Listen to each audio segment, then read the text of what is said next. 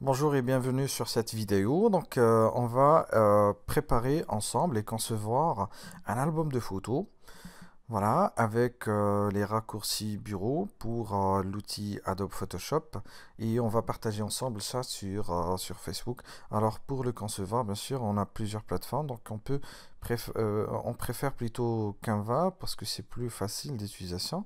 Alors on va commencer avec la couverture. Alors sur la couverture, il faut respecter les dimensions suivantes. Donc vous devez aller sur Canva et puis cliquer sur Custom Dimensions et sur la largeur, vous mettez 960 et sur la hauteur, vous mettez 640. Alors, et après, vous cliquez pixel, bien sûr, parce que vous avez d'autres éléments aussi, centimètres, etc. Vous cliquez sur Create New Design pour le pixel. Et ça va donner quelque chose comme ça. Alors, moi, j'ai déjà commencé sur le design pour gagner du temps. Donc, j'avais des templates, mais j'ai préféré rester simple. Alors, qu'est-ce que j'ai fait? J'ai ajouté ici, en cliquant sur éléments, j'ai tapé d'abord rectangle en anglais.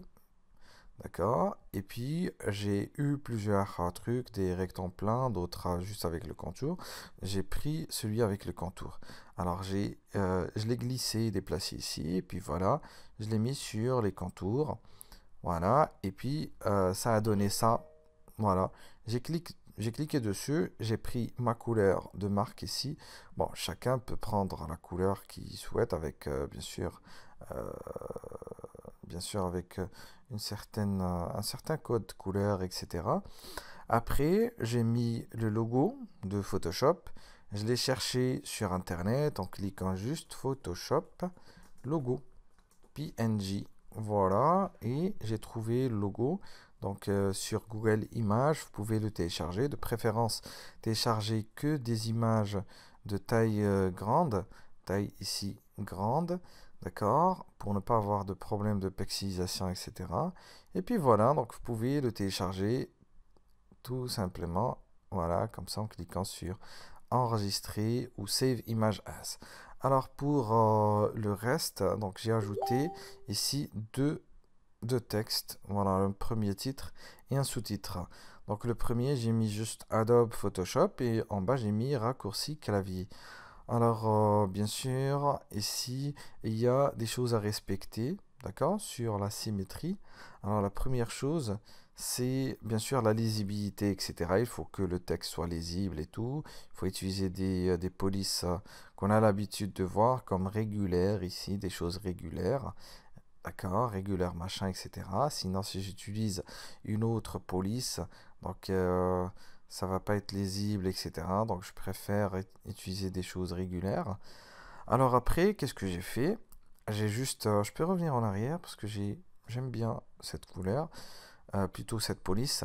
Après, donc il y a aussi la partie qui concerne ce qu'on appelle le numéro, d'accord, ou la règle d'or ou le numéro d'or.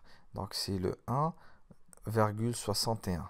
Alors ça consiste à quoi? Donc si vous faites une recherche ici, d'accord, vous allez trouver que plusieurs marques, lors de la conception de leur logo efficace comme National Geographic, donc qu'est-ce qu'ils font? Tout simplement, donc ils ont mis ici un rectangle, d'accord? Et voilà, donc pour avoir le numéro ou la règle d'or, donc c'est le fait de faire en fait la division du chiffre le plus grand sur le plus petit. Par exemple ici, on a voilà la hauteur sur la largeur. Pour mon cas, j'ai la largeur sur la hauteur. Alors, avec Canva, j'ai des lignes, voilà ici, qui me montrent mon numéro d'or, si vous voulez, ou ma règle d'or. Alors, je dois mettre tous les objets textuels et visuels à l'intérieur de ce cadre, d'accord, pour que mon visuel soit attractif. D'accord, ça on peut l'appeler en design graphique la règle d'or. D'accord, le 1,61.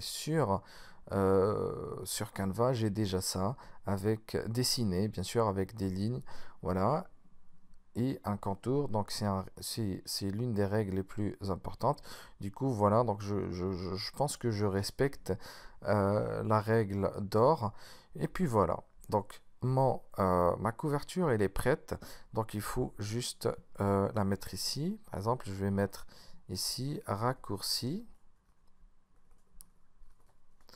clavier pour Adobe Photoshop, et ça c'est quoi en fait? C'est couverture.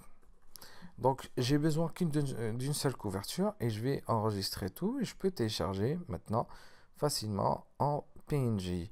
Après, je vais avoir besoin ici de plusieurs images, notamment 26, 27 carrés comme ça, sur lesquels je vais mettre par exemple CTRL plus N et nouvelle page, et ainsi de suite. Donc je vais faire juste un premier design, et je vais juste copier, coller le texte et le visuel plutôt. Donc je vais revenir sur Canva, mais cette fois je vais chercher Instagram Post. Voilà, donc je sélectionne Instagram et je vais faire pareil pour que le design soit attractif. Je dois utiliser les mêmes codes couleurs, etc. D'accord? Pareil ici. Donc ils ont utilisé les mêmes codes couleurs, les mêmes polices, etc. Alors je vais revenir sur mon design ici et puis je vais chercher sur éléments. Je vais chercher cette fois square. Voilà, et je vais avoir par exemple celui-là. Je vais le mettre sur le contour. Et puis voilà, donc je change la couleur. J'ai tout voilà, sur les paramètres. Après, je vais mettre le même texte de tout à l'heure. Donc, je pense que c'est ça. Voilà. Je vais essayer de copier pour voir est-ce qu'il va le coller ou non. Oui, tout à fait. Ok, je vais le mettre ici. Mais en fait, j'ai besoin que de CTRL plus N. D'accord? Je remarque que le texte n'est pas assez large. Donc, je vais mettre plus de largeur sur le texte. Puis voilà, donc j'ai CTRL plus N, ça donne quoi? Ça donne, voilà, ça donne nouvelle page, quelque chose comme ça. Voilà. Je vais descendre en bas, voilà, et puis aussi sur cet endroit aussi. Alors, qu'est-ce que ça donne? Ça donne nouvelle page. Une nouvelle page, voilà. Donc je peux ici rester sur une seule police. Donc je peux cliquer ici, monter en haut pour utiliser les frequently. Donc maintenant on est en train de créer voilà, les autres photos, car il s'agit d'un album de photos. Donc il y a 27 photos je pense, ou 30. Voilà, donc c'est des photos, voilà, des photos plutôt sur le format Instagram. Alors je vais aller sur Canva, d'accord, et je vais taper ici Instagram. Et puis il va me donner 1080 sur 1080, je clique dessus et ça va donner ça. Alors qu'est-ce que j'ai fait? J'ai juste tapé sur éléments, j'ai tapé square comme tout à l'heure pour rester sur le même design. D'accord? Et après, donc ici, j'ai juste glissé le contour ici et j'ai choisi la couleur de la marque. Et puis j'ai mis en fait deux titres, voilà, donc en copiant donc ça pour rester toujours sur sur les mêmes polices, etc.